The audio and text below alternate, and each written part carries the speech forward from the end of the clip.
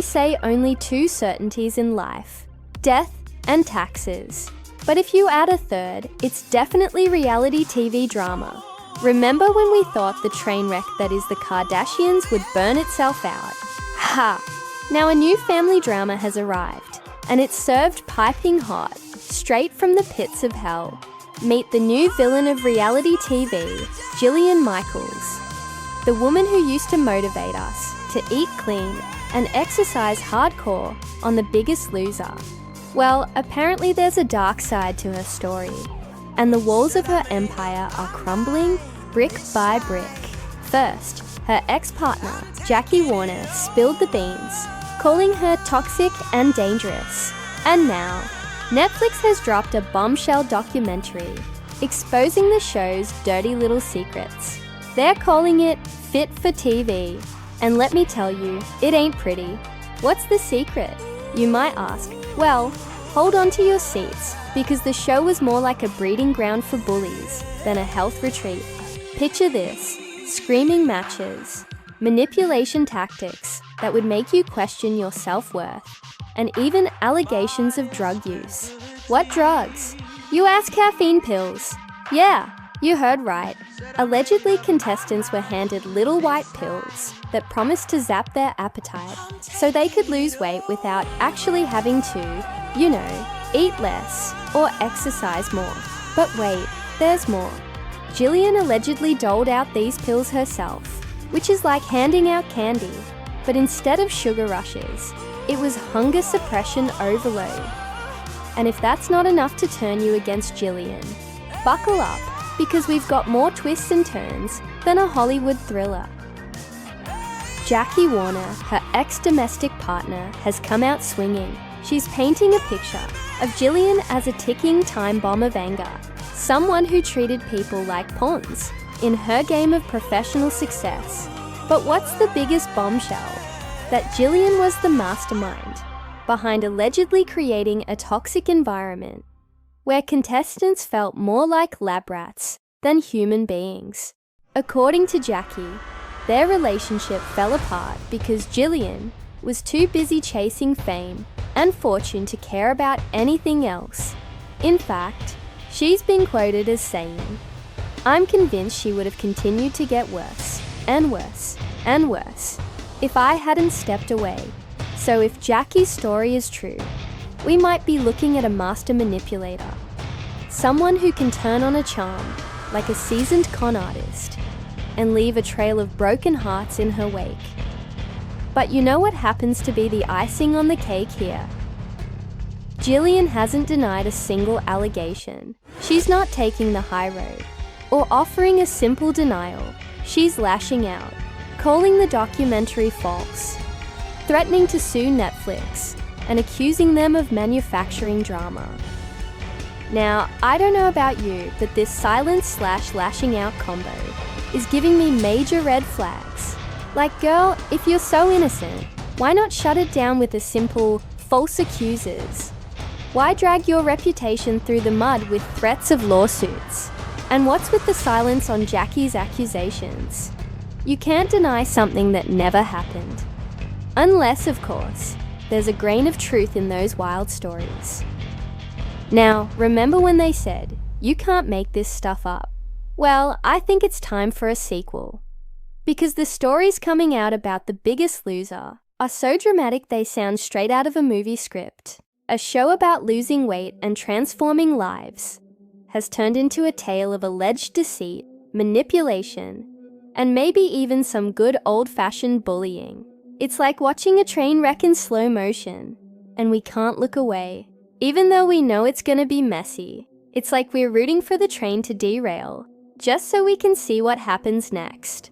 But here's the thing, what started out as entertainment has become a full-blown investigation. All eyes are on Netflix's new release, Fit for TV, and for good reason. It's like the show that never ends, because the drama keeps unfolding, even after the cameras stop rolling.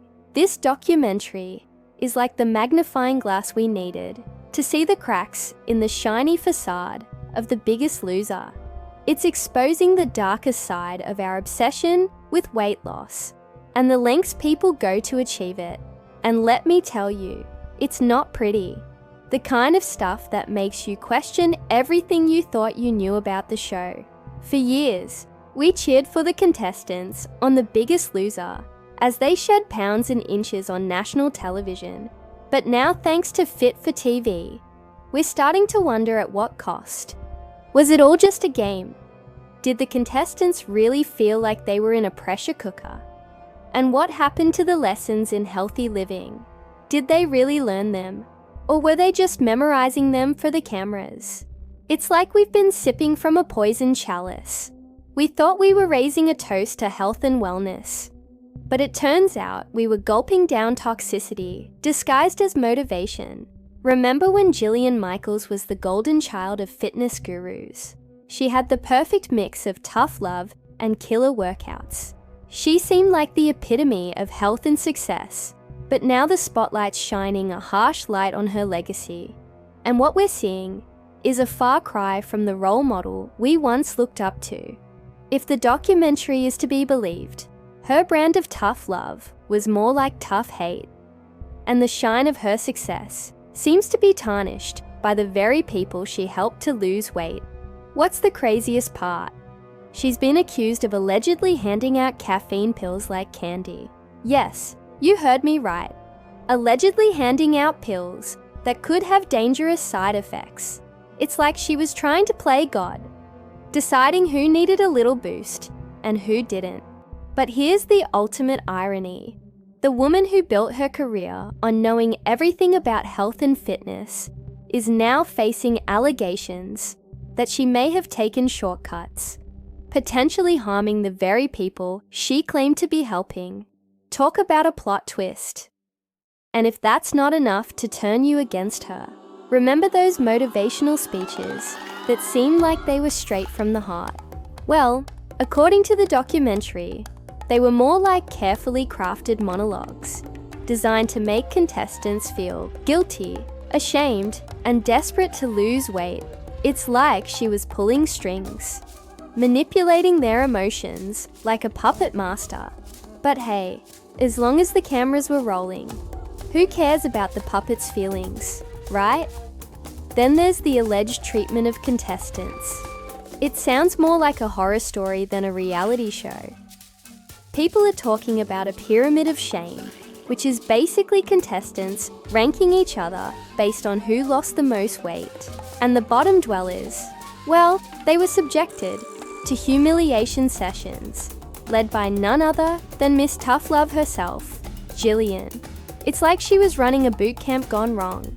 All the yelling, the belittling, the alleged use of caffeine pills as a secret weapon. If this is what it took to transform people on The Biggest Loser, I'll pass on the so-called motivation. Now, before we tear her down completely, let's give her the benefit of the doubt. Maybe there's a method to this madness. After all, she did help contestants lose weight, right? But here's the problem. The end result seems to have justified the means. If the contestants were truly transformed and kept the weight off, maybe we wouldn't mind the alleged yelling and the humiliation. But let's face it, we've seen enough episodes of The Biggest Loser to know that most contestants eventually regain the weight. So was it all just an elaborate show? A game of weight loss roulette, where only a few lucky contestants won the prize, and the rest of us were just watching a well-scripted drama unfold week after week? Well, if you're as confused as I am, you're not alone. The Bigger Loser was supposed to be about empowering people to live healthier lives. But now, thanks to the documentary, it looks like it was just another reality TV show, where the only motivation came from fear of humiliation and the promise of a cash prize. And as for Jillian Michaels, she was the drill sergeant of it all. But now we're starting to wonder, was she leading her troops to victory, or pushing them over the edge? As the dust settles on The Biggest Loser, one thing is clear. We need to start questioning the tactics that once seemed like the quickest route to success. The alleged use of caffeine pills, the creation of a pyramid of shame, the downfall of a seemingly untouchable fitness guru. These are all signs that we need to be more aware of the tactics that prey on our vulnerabilities. Because as the saying goes, if it seems too good to be true, it probably is. So what's next? Can Jillian Michaels recover from this reputational freefall? Or will her legacy be forever tarnished by the very people she tried to help? Only time will tell. Until then, we're left to ponder the bigger questions. What does this mean for the world of fitness? Will we continue to buy into the promises of quick fixes and shortcuts? Or will we start demanding transparency and accountability from our so-called gurus? Because the truth is, the biggest loser here might just be